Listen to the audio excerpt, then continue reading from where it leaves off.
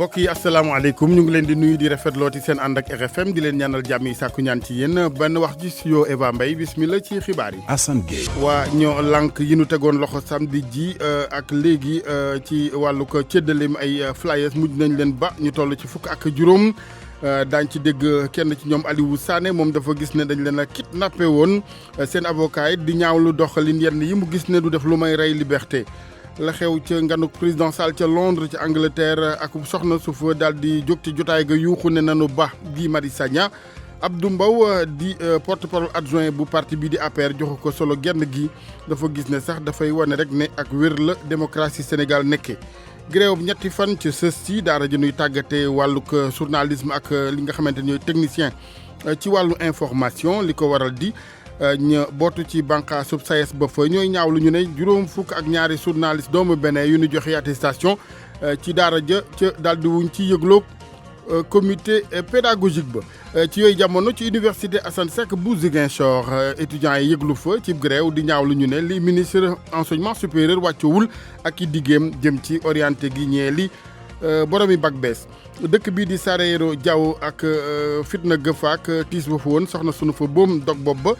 tiitaange la daal di dugal ci askan wa am na fa sax ci xibaar ñu faf dakkal seeni yëngu daañ ci ànd ak Abdoulaye Diallo enquête bi moom ma ngay wéy ca Kolda bitim réew soxna Ana Rocha maa ngi lay nuyu. maa ngi lay fay bu baax a baax Hajassane ca Angola ca wàll Luanda Leaks mu ngi law Isabel dos Santos ak borom këram la ñuy tuumal ne dañoo luubal alalu réew ma ñoom ñaar am nañ lu ëpp ñeenti téeméer ci ay société mën nañ tëdd nag ay atu kaso foofee ca Angola ab ndaje altine ji ca Londres sommet Royaume-Uni Afrique bi ñu jegleel investissement ban njëriñ la ci réew Afrique yi mën a jëlee jamono yi nga xamante ne Royaume-Uni mu ngi waaj a génn Union européenne jàngatu Ablaye Cissé ci biir xibaar yi fitna ca Liban jàppante yu metti diggante takkader ak ki manifestant lu ëpp téeméeri nit ñoo ci jëlee ay gaañu-gaañu. jërëjëf Anna ba ci kanam ngir yaatal gi ñeel yooyu xibaar ci bitim réew sport gi Malal Junior Diagne maa ngi lay nuyu Malal. maa ngi la fay la jasal bismillah. Génération Foot champion du Sénégal en titre mi ngi ci guddi yu bërsategul ci ay fan yi ñu weesu ci championnat bu Sénégal ñeent ci bés ngi gagné da leen a të dinañ ci déglu kenn ku bokk ci kilifa yi googalee kuréel mu jàngat jafe-jafe yooya daanu waxtaanee itam wàllu athlétisme daw gi ñu daw ñetti téeméer ak ñaar fukki kilomètre diggante Banjul ba Ndakaaru te fédération bu Sénégal lëkkaloo woon ci ak bu Gambie gannaaw ba daw bi buuree léegi xayma ci wàllu organisation moo des.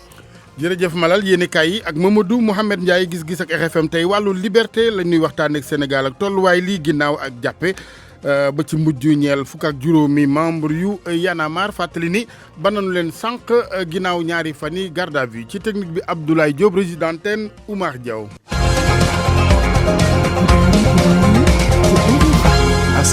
jërë ngeen jëf ci ànd beeg ñun rajo RFM ñu ngi Ndakaaru Médina rue 15 angle Corniche immeuble El Hadj Elimane Ndour ba nañu leen nin ko waxee sànq waa Y'en a marre ak ñi nu àndal ci kuréel gii di ñoo lànk fukk ak juróom ci la ñu tolloon daal dinañ leen ba sànq ci commissariat central Ndakaaru gi leen te woon ginnaaw ñaar ci fani garda wi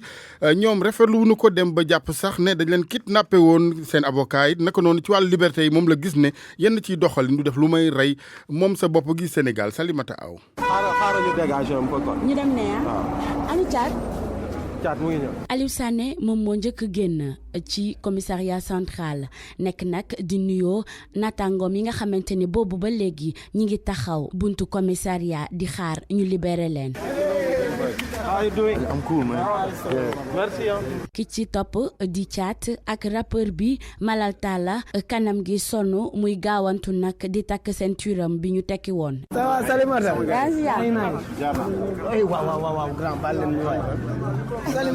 Aliou Sané di ñu xamal ni jàpp gi ñu leen jàpp dañ koy méngale ak kidnapping boo xamante ni teguñu ko fenn wante loolee yëngalu leen benn yoon. am na 15 membres ay mouvement yu fasantikoo yu bokk ci collectif ñoo lànk yi nga xamante ni depuis samedi dañ leen jëloon en otage suñu police nationale moo leen jël en otage dañu ne duñu attroupement duñu jël camion sonorisé duñu jël lenn li nga xamante ni day troubler ordre public loolu moo ñu taxoon jóg boo xoolee Thiat biñ koy jàpp dafa wàcc benn car rapide rek ñu jàpp ko man biñ may jàpp dama wax ak jaaykatu fëgg jaay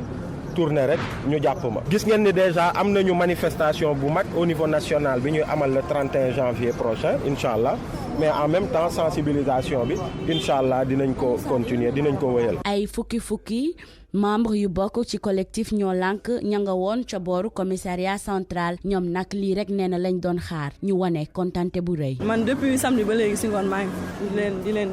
taxaw rek. est-ce que lii du dagg seen non au contraire da leen di motiver parce que ñoom defuñu lu bon waxuñu lu bon comprendre ñoom li ñu doon def juste seen rôle la dañoo ñëw xanaa ay tête yi ñu gis moo leen déranger moo tax ñu téye leen rek. ñu nekkoon fukk ak juróomu membre collectif ñoo lànk ñu nekkoon en garde à vue samedi ba léegi collectif bi nag ni ma ngay jox rendez-vous sénégalais fanweeri fan ak benn ci weeru janvier ngir eggale xeex bi nga xamante ne sumb nañ ko maanaam xeex wàllum yokkuteefu njëgum courant bi. jërëjëf soxna Salimata Aw seen avocat maître Khoureychi Ba bi Hadj Ndiogou jokko ak moom jàpp na benn jàpp gi du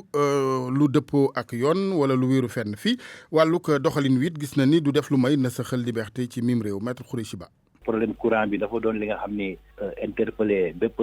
ku yeewu Sénégal donc je pense que loolu boo ci jàppee nit violé nga constitution yi violé nga loi yi ko mayul mu def loolu parce que loolu citoyen bu nekk am nga droit def loolu donc honnêtement bu dee jàpp nañ leen muy la 3e fois parce que ñi njëkkoon jàpp groupe fanweer ak juróom-ñett yi nii la woon groupe fukk ak juróom yi jàppoon juróom-ñeent yi nii la woon ak ñoom ñuy jàpp leen bu leen bàyyee bon honnêtement du lu bees quoi du li nga xam ne dañ ko war a ndamoo wala parce que loolu hypocrisie la tudd au contraire dañ koy ñaawlu dañu war a bàyyi di jàpp nit ñi nii ñoom wax nañ leen woon nañ leen ko bu baax parce que bi ñu leen jàppee premier groupe bi ñu jàppoon le 20 décembre ba léegi mosuñu tontu ci procès verbal mosuñu signé procès verbal dañ leen ne yéen da ngeen def lu leen neex ñun dem dañuy def lu leen neex ñun gëmatuñu leen parce que gisuñu suñu bopp ci façon bi ngeen ñooy attee donc loolu bu ñu demee ba ñoom procureur bi leen chef à chaque fois léegi ñu ngi solution leen bàyyi li gën a yomb mooy ñu bàyyi leen arrêté déjà waaw su ñoom seen détermination gisuma lu ko mën arrêté parce que ci combat bi ñu nekk dañu tooñuñu kenn ñoom la ñu tooñ en tant que citoyen ñuy défendre seen bopp di défendre askan bi je pense ñooñu bu ñu leen mënul honoré jox leen médaille leen bàyyi ñu yëngu parce que tooñuñu kenn indiwuñu coup d'état jaxasewuñu institution yi il faut honnêtement que ñu revenir aux fondamentaux. maître Khoureychi Ba avocat waa ñoo lànk bi nu leen tegee loxo nag am na ca ñu daal di taxaw wane seen ñàkk ànd ci jàpp gi bokk na ci ñoom sax ba ci biir ku bokk ci APR muy René Pierre Yéhoum responsable ci Dakar Plateau ci mouvement pour la défense de la République moom rafetluwul jàpp gi ci weneen wàll it wax na ci li xew ci Londres rek soxna sa fa doon yuuxu ngir ñu ba Guy Marius Sagna ci jamonoy ndaje mu fa président Macky Sall doon amal ak doomi Sénégal ñu déglu ko moom René Pierre Yéhoum ak Georges Dethié Diop. Constitution Sénégal dafa permettre ay ndaw di manifester loolu démocratie la tey ay ndaw ñooy manifester joxe ay flash yaakaar naa jàppaleen loolu du yoon war nañu delluwaat suñu xel dëkk bi on est en 2020 pratique yooyu jamono yi ñu ko doon gis mooy jamono ay mer rouge mooy jamono ay Lech Walesa mooy jamono Staline on est en 2020 fii Sénégal dëkku jàmm la tey liberté d'expression dafa doon loo xam ne nit kenn war ko dindi nit boo dindi si loolu nit boobu day fipp benn Sénégalais cautionné wu li def ndaw yooyu. ca Londres démb njiitu réew mi bi muy dajeek doomu Sénégal ya foofee ab soxna moo ko interrompre ci discours am bëgg ñu bàyyi Guy Marius Sagna ndax loolu li nga xaaroon la ma fàttali ni rek ni yow bokk nga ci ñi taxawal APR foofu ca Londres. man de lu xew Angleterre dama ko sóoraale dama alerté ba sonn su ma alerté kenn ma dégg 2013 président dem na fa daw ma fa man tey Angleterre su amee parti politique su amee APR yaakaar naa man maa nekk ci fondateur yi musuma bëgg di wax maa def lii mais loolu dafa doon loo xam ne tey diaspora bi sax laa la wax le président xaw a ñàkk président en 2012 diaspora bi dafa am un porteur ñëpp ànd ak moom. tey jàmbaar yi nekk ci diaspora ñu nekk Italie ñu nekk Angleterre nekk Canada jàmbaar yooyu la gars yi wàccee jël ay nit yoo xam ne ñooy def seen ay lobby nit yoo def seen ay lobby di jéem a def lu leen neex pour écarter ay nit parce que soo amee fulla am fayda kenn du la boole ci loolu yaakaar naa ñooy yàqal président tey président Macky Sall am na programme bu alléchant pour la diaspora lépp lu mu bëgg a def mënul nekk tant que am na ay nit yoo xam ne dañuy ñëw pour jéem a di bummi di yàq di dogal loolu yaakaar naa war ni xoolaat suñu copie parce que man dama ragal de li ma gis nii de luy ñëw mooy gën a garaaw. René Pierre Yéhoum bu APR ñu des ak APR ak i responsable am ak porte-parole adjoint bi fa Abdou Mbow li xew ca Londres ci nganuk président Sall joxu ko solo genn gi dafa gis ne sax dafay wane ni démocratie bu wér ci la ñu ne Sénégal Abdou Mbow ñu déglu ko. xam nga Sall boo xam ne dafa bëri nit benn nit jóg wax xalaatam xam nga loolu li muy wane mooy président de la République Macky Sall demul bitim réew di segg kii mën la àndal ak kii àndul ak man dafay recevoir sénégalais yëpp loolu lu ñu war a rafetlu la mooy wane ne Sénégal démocratie la Sénégal biir réew mi ak bitim réew ku ci ne am nga sa xalaat war nga ko mën a wax loolu mooy li nga xam ne moo leer la ca des nag mooy wax dëgg yàlla am na yoo xam ne jarul sax wax ju bari parce que nag yow saal boo xam ne dafa fees dell benn nit génn wax xalaatam ñu ne waaw dañ doon yuuxu président wax dëgg yàlla nag jàpp naa ne war nañu mën a traité leneen lu dul loolu lii moom dañ ko war a rafetlu rek xam ne Sénégal dëkku démocratie la te ku ci nekk war nga mën a wax sa xalaat même devant le président de la République loolu mooy wane ne président ku ubbeeku la démocrate la te Sénégal it démocratie bu mag la. ba tey ci xibaaru bëccëg ak RFM bokk na ci ndaje mu comité pilotage dialogue national bi amal seen biir tey ci ngoon bu ñetti waxtu jotee lay doon ci taax mi ñu duppee président Mamadou Dia di building administratif ci Ndakaaru janoog palais de la République ci njiital président Famara Ibrahima Sagna lay doon ndaje moomee la ñu ci jublu ci seen biir kot ku kenn dul rax nag di wàllu kon ndaje mbi kulo mooy taxawal bureau bu ñeel wàllu li nga xamante ni mooy boobeeb dialogue ak it commission yi yëngu ci wàllu thème yenu taamoo waxtaane ngir Sénégal fàttali ne règlement intérieur moom adopté woon nañu ko alxamis junnu génn ñoom comité pilotage dialogue national. RFM rajo askan wi. Université Assane Seck ba ca Ziguinchor la étudiants yi xëy yëglu tey jaare ci grève di ñaawlu li ñu ne ministre bi ñu dénk njàng mu kaw mi dafa wàccoowul ak la mu diggee woon jëm ci orienté lu toll ci ñetti junni ci étudiant di boromi bac bees Lamine Ba ca Ziguinchor. étudiants yi mujj nañu dugg ci coow li nga xam ne jamono ji moo ngi amee ci Université Assane Seck bu Ziguinchor tey ci suba xëy nañu amal ab grève jublu ci ab assemblée générale bi nga xam ne jot nañ faa yëkkati ay kaddu ne ministre bi lépp li nga xam ne diggoon na ko daanaka defu ci dara Papa Ibrahima Diouf moom moo yore seen i kaddu. ñëpp a yëg ni laata étudiants yi di agsi sunu rakk yi di agsi ñoom dañoo génnoon ngir dalal maanaam waajur yi ni leen mën nañ leen am teg ci ay conditions yi baax loolu la ñu waxoon ba waajur yëpp jàpp loolu gis ngeen tey étudiants yi fi nekk ba léegi ñuy continuer di def seeni inscription ñun nag li ñu waxoon duñ ci dellu gannaaw nee leen 3000 dafa bëri ñu yónnee ñu lu ëpp 3000 sunu njiit yi génn neen laaj ne wax nañ leen pour ñu génnaat ñu wax leen ñoom nan lañ la waxoon ñoom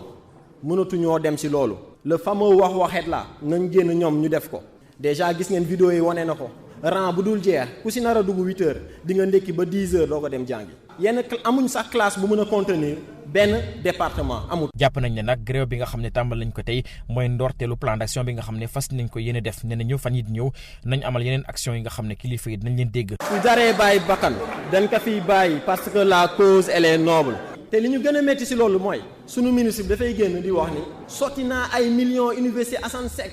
njiit yi jot nañ ci millions yi millions ñun soxlawuñu ay millions ñun li ñu soxla mooy sunu chantier yi ñu defar ko sunu rakk yi mën a dem jàngi ci nu mu gën a gaawee. ci jamono jooju waa section SAES bu Université Assane Seck ba Ziguinchor ñoom it ñu ngay amal assemblée générale ngir xayma grève yi nga xam ne tàmbal nañ ko semaine a ngi nii ñu war ci waxtaanee nag ndax am dañ koy wëyal wala dañ koy taxawandi Lamine Ba Ziguinchor rajo Futurs Médias. jërëjëf Lamine SAES googee bànqaas bi ci fare ci sës si ñuy tàggatee wàllum journalisme ak technicien ci fànn woowee ñoom it ñoo xëy def débrayage dakkal njàngale mi di wéy di ñaawlu ñu ne ay lijaasa yu nu baaxee ne ay attestation juróom fukk ak ñaari journaliste doomu Bénin ci yëgluwuñ ci jëmee ci comité pédagogique bu daara ja ak it di ñaawlu ñu ne pataaral gi ci nguur gi boole boobaak léegi waral ñoom SAES sësti def débrayage ñu déglu ci ki yor wàllu revendication Sayed Gaye ak soxna Oumou Kalsoum li débrayage la boo xam ne ñetti fan la li ko dooree tey jii li ko tàmbalee tey jii ba àllarba li waral loolu mooy ajjuma dañoo daje assemblée générale bi ñu jógee ci assemblée générale boobu ñu yëgal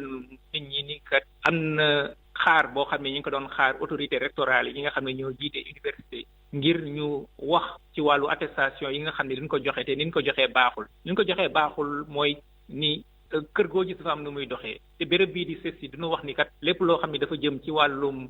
attestation jëm ci wàllum njàng mi jëm ci wàllum gëstu bi loolu lépp balaa ñu ciy def dara duñ ko war laaj waa comité pédagogique te comité pédagogique boobu kenn laaju ko ci dara noo xëy benn bis rek dégg ni am na ay attestation yu ñu joxe loo xam ne juróom fukki la ak ñaar attestation ñu ni kat loolu kat charte bi nga xam ne moo ko tëral charte boobu méngoowul maanaam ni ñu ko joxee méngoowul ak charte boobu maanaam daal dafa mel ni yoon bi kenn respecté wu ko loolu daal moo waral ñu doon xaar autorité rectorale yi boobu léegi nag dégguñu leen ngir ñoom ñu yëy yàbbi ci wàllu bi ñu fi ak ñetti fan assemblée générale dana woote waat bu ñu woowee ñu xool ñetti fan yi lan ak lan moo ci jot a am bu boobaa itam dina nu jéem a xool laneen la nga xam ne moom lañ koy def ngir daal mbir mi leer mbir mi jaar ci yoon syndicat beneen di bu liggéeykat yu Sonatel yokkute gi ñeel payoori privé gi li ko dalee njeextalu weeru janvier bi dañoo yëg ñoom yooyu liggéeykat ne duñu ca bokk moo waral ñoom bëggunu ko dégg tey jile secrétaire général syndicat bi bu liggéeykat yi Sonatel la nu ci àndal Babacar Sarr ak Alaaji Daouda Diouf. décision dafa am décision boo xam ne bii commission mixte tripartite maanaam état bi employeurs yi ak centrale syndicale yi ñoom ñoo ko décidé woon bi ñu ko décidé duñu dans le secteur privé et par rapport ak référence yi nga xam ne secteur privé moom la am ci ay catégories donc war nañu xam ne nag secteur des télécoms ba bis bi ñuy wax tey jii amul convention de branche amul grille de référence ba léegi moom mooy secteur boo xam ne bii xëy na boo xoolee secteur yi moom rek moo ko amul parce que dañoo bàyyi maanaam liberté li ñu bàyyi ci entreprise yooyu ku nekk li nga mën nga def ko donc entreprise bu mel ne Sonatel ñëpp xam nañu tey jii entreprise la boo xam ne dafay def plus de 200 milliards de bénéfices par an ci at mu nekk donc kooku defe naa augmentation de 5 wala 8% tewu ko loin de là donc li ñu wax mooy ñun duñ ci am droit l'arrêté benn arrêté mënul remettre en cause loo xam ne lii c'est une décision nationale par rapport ak li ñu naan hiérarchie des normes sociales li ñu war a def mooy salarié yëpp dañoo mer bu fut tey jii kenn vraiment bi ñu déggee loolu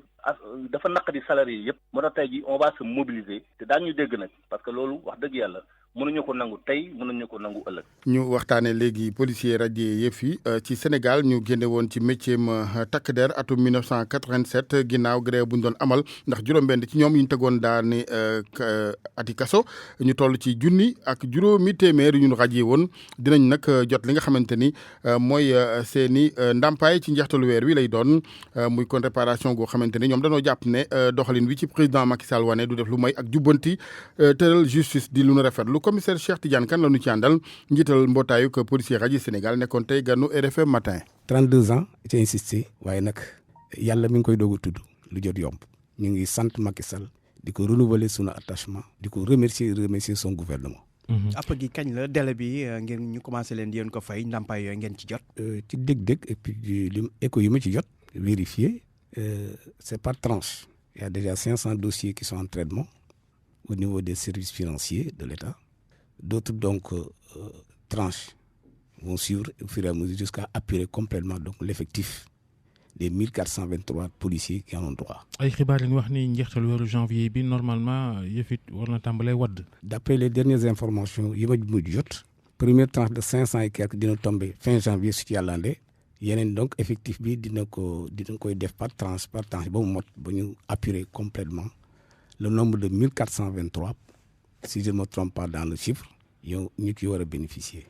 ku ne ñaata nga war a jot. loolu mënu ma ko quantifier mënu ma ko xam parce que ça c'est les techniciens des finances ñoo ko yore ñoo ko xam en tout cas sur la fiche de pension de certains retraités ils verront eux-mêmes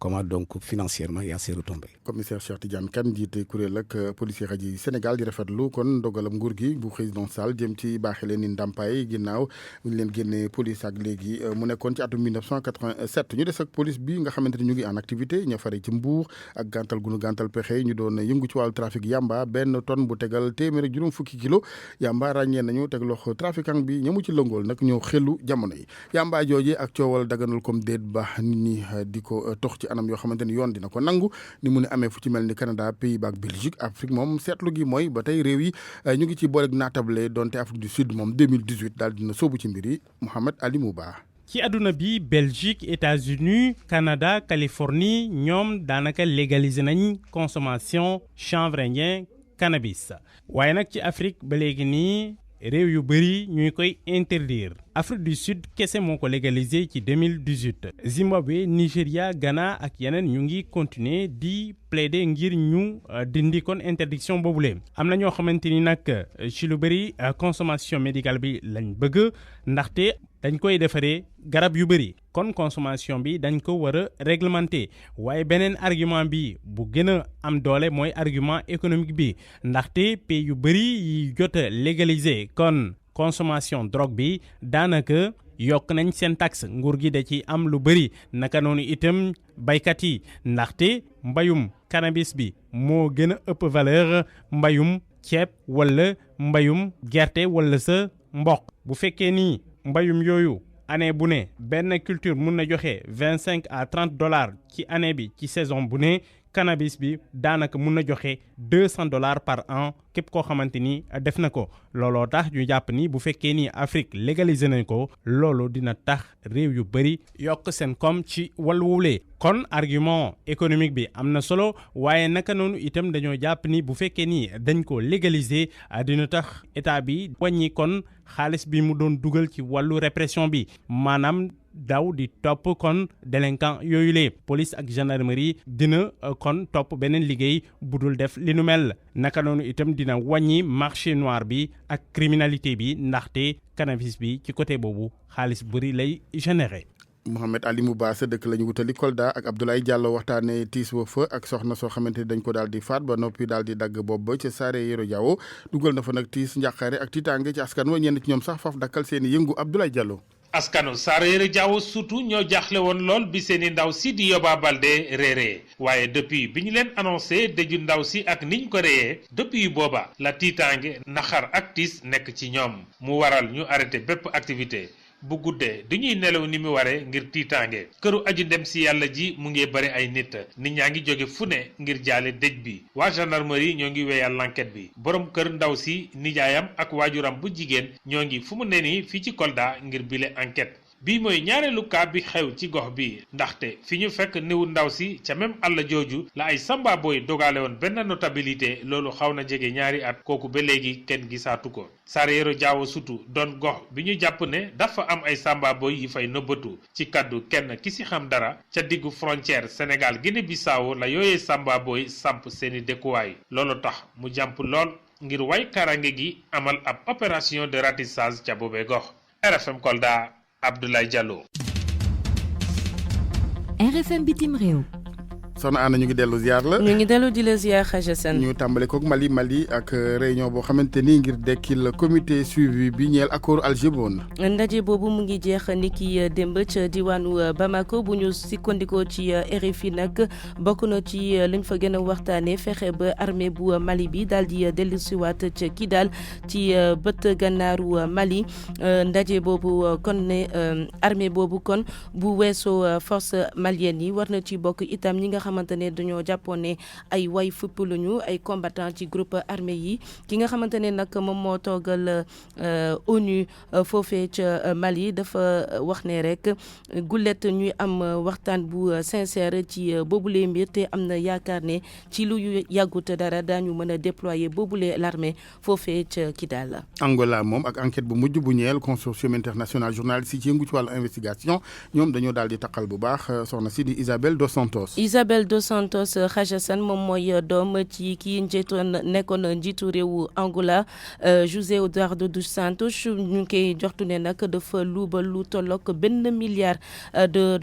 ci ay compte d'entreprise publique foofee ca Angola loolee ngir mën a fexe ba taxawal business su boppam ki nga xamante ne moom mooy borom këram moom itam ñu ngi koy tuumal bu baax a baax ci coow li bi ñu dippee Luanda Leaks leeral yi ak Oumou Kalsoum li ñoom ñaar mën nañ wax ni ñooy gérer ci la ëpp ci ñeenti téeméer ci ay société buñ sukkandikoo ci enquête investigation bu taskatu xabaar yi yu ci bari nag nekk ay société yoo xam ne duñu fay lempo ñu arrêté leen ci paradise fiscaux ya justice Angola bi nag ngi tuumaal clan dos Santos ci ay njuuj njaaj yoo xam ne ci wàllum fonds public la wante itamit jaxase yenn entreprise état ba bu fekkee ni kii di Isabel dos Santos nekk femme d'affaires bi gën a riche ci Afrique justice dëkk yu bari ñoo ngi ci ay tànkam enquête bi nag di Luanda Leaks ngi koy tuumaal ci ay montage financier yu muy amal ak ay marché yoo xam ne ci lu toll ci 40 ci ay société nekk ci 41 réew bi lay yoon nag mooy bu njëkk gannaaw ba ñu tuumaalee borom këram ci ay compagnie angolaise yoo xam ne dañ ne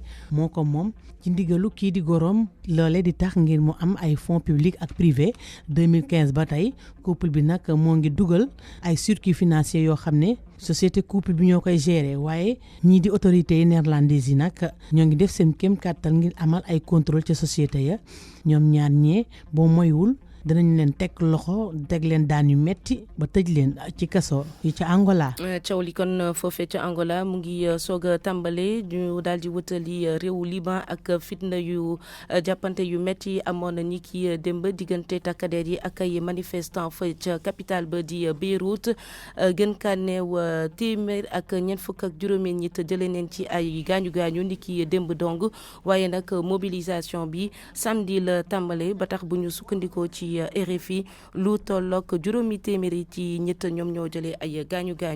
kilifa yu Liban yi nag jamono yi li leen të mooy taxawal ba gouvernement boo xamante ne dina andi ay coppite yoo xamante ne dina tax crise économique bi ñu fa nemmeeku wàññeeku bu baax a baax. ñu dem ana ba Royaume-Uni ak ndaje mu fa ubbiku seen digg ak Afrique sommet boobee ubbite gi kon ca Londres. waaw gullet mu am ndaje bi ni mel ci initiative gouvernement britannique bi ay lu tollook ñaar fukk ci ay chef d'état wala de gouvernement yu Afrique ñu ngi teewee boobu li ndaje bokk na ci président bu Sénégal Macky Sall ban njëriñ nag la ndaje boobule war amal réewu Afrique yi ci jamono yi nga xamante ne coowal Brexit bi moom itam mu ngi law ndax fule fukki fan rek Royaume-Uni war na jóge ci Union européenne jàngatu Ablaye Cissé. ponkal yi ci àdduna bi léegi ku ne am na sa ndaje ak Afrique ndax 2014 la Barack Obama jóge woon dabu France bi dajale Afrique depuis 1973 Chine fekk si woon ko ci 2001 depuis lors Russie bu président Vladimir Poutine octobre 2019 bi yàggul bii rek dajale woon na Afrique yëpp foofu ca Sotchi kon léegi mat na ndax Grande-Bretagne moo desoon ci juróomi membre permanent conseil de sécurité Nations Unies di réew yi ëpp doole ci àdduna bi am droit de veto ci kuréelu mbootaayu xeet ya waaye yemul ci ñoom rek ndax yeneen réew yu am doole Japon TICAD ku ne xam na ni woote woon na Afrique Allemagne Angela Merkel moom nee na Compact with Africa dafa tànn sax fukki réew ak ñaar yoo xam ne nee na am na nu dal ba mën a jëflante ci wàllu koom-koom président Erdogan bu Turquie sommet Istanbul Afrique ak yeneen i kuréel sax yoo xam ne yu mel ni ki G20 danay faral di dajale Afrique Union européenne dinay faral di dajale Afrique li ci am nag mooy ku ne ci réew Afrique boo fay dem da ngay jéem a bàkk sa bopp wone sa taar pour ñu ñëw dugal fa xaalis doon na baax ci boromi xam-xam yi ñu ne Afrique amandoo stratégie boo xam ne stratégie globale la am ku leen waxal yët fa seen yitte ñoom ñëpp ñu développé ndoo waaye bu ku nekk di demal sa bopp xëy na njariñ li du bari ci xeetu sommet yi ki ci ëpp njariñ kay mooy ki nga xam ne moo woote te nag muy réew yu am doole ren Sénégal ci sommet Londres bii nga xam ne Grande-Bretagne ko woote Sénégal jarul muy wax ndax ko war a waxal sax boo moytul mooy majoru pétrole bii di BP nga xam ne compagnie anglaise la te ñoom tegagum nañ fi tànk ñoom danañu joxoñ premier ministre Boris Johnson ne ko Sénégal day war nañ koo boole ci priorité ndax nag suñu intérêt ca ne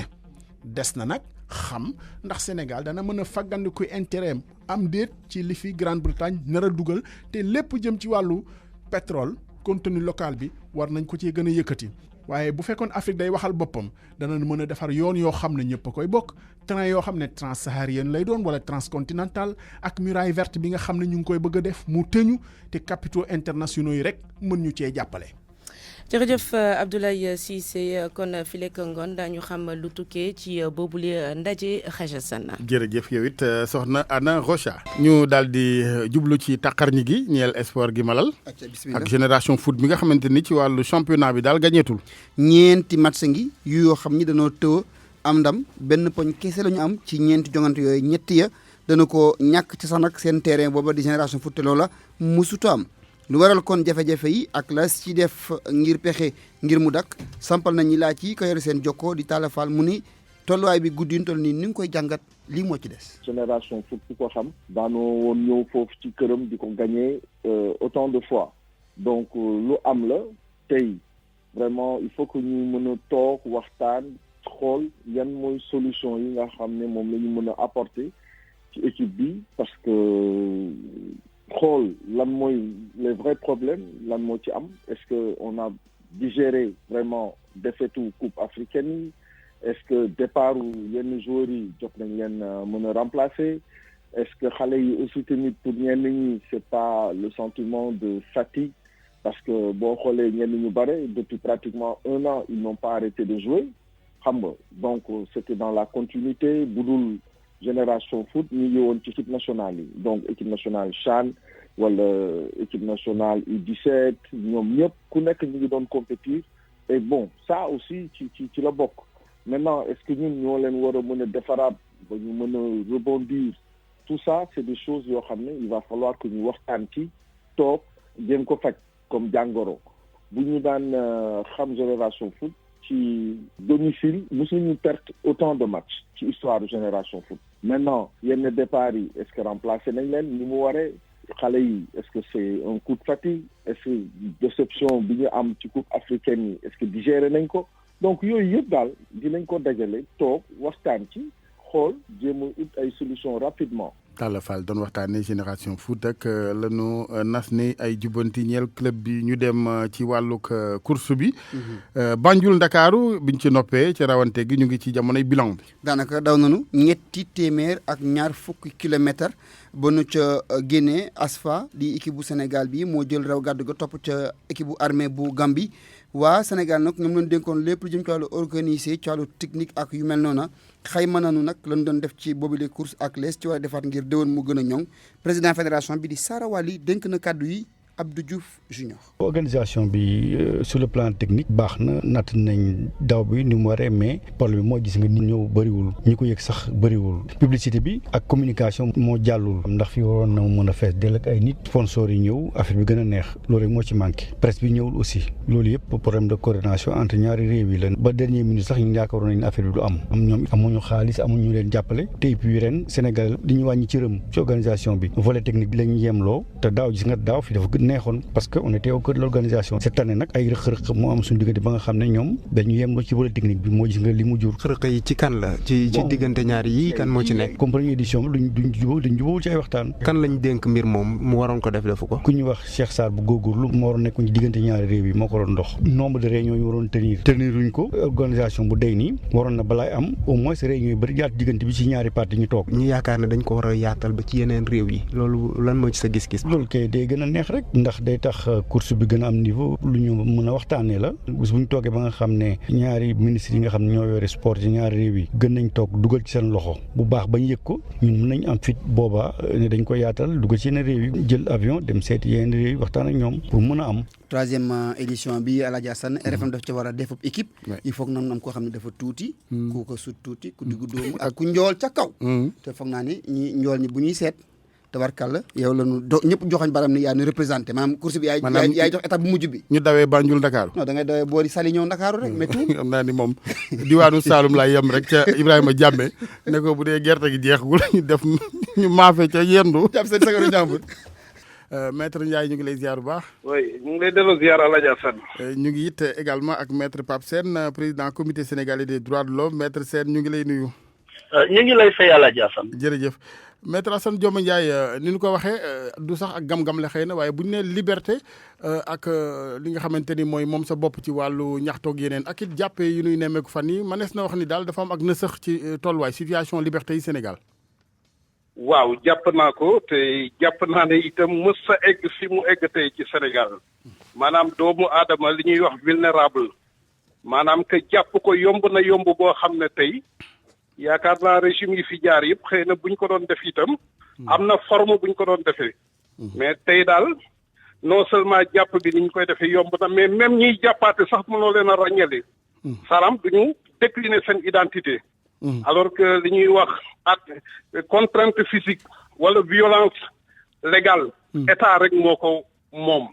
te état dafa am ay ndaw yu ko taxawal te ndaw yooyu dañ leen di identifier mais tey seet nañ ne bu doonee